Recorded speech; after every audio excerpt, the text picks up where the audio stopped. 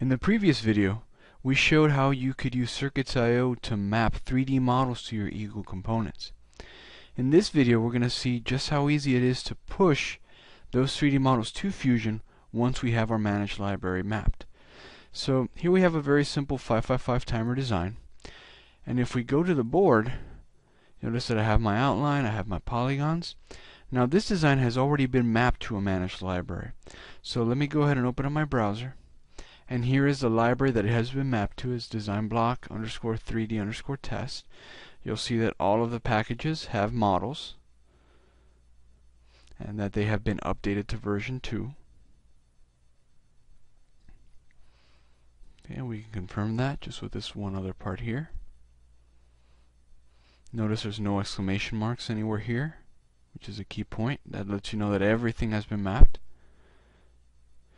Okay.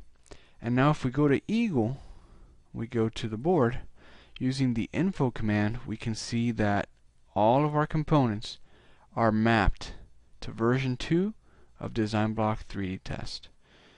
Okay, and if I click on any component here, everything is mapped to that library, and that's what we want to see.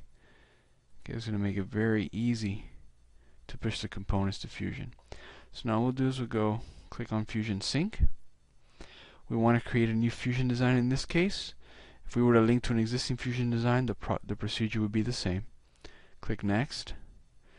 Now it's going to, again, using the linking of our Autodesk account, my first project here. It says this will create a new Fusion design called designblocks_test3. Fusion project, my first project. We'll say OK.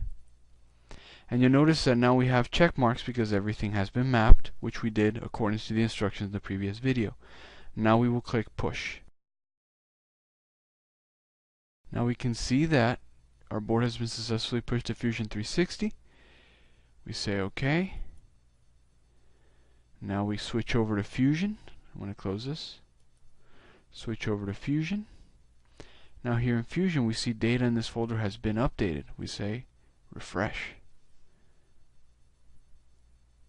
And there we see our design fully mapped with all the components as we mapped them in our managed library. So that's the key to getting your 3D models in to Fusion 360 and EAGLE, is associating them as part of your managed library.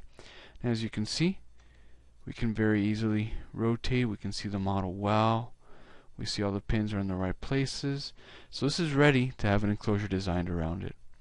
So thank you guys. We hope you've enjoyed this series. Have a great day.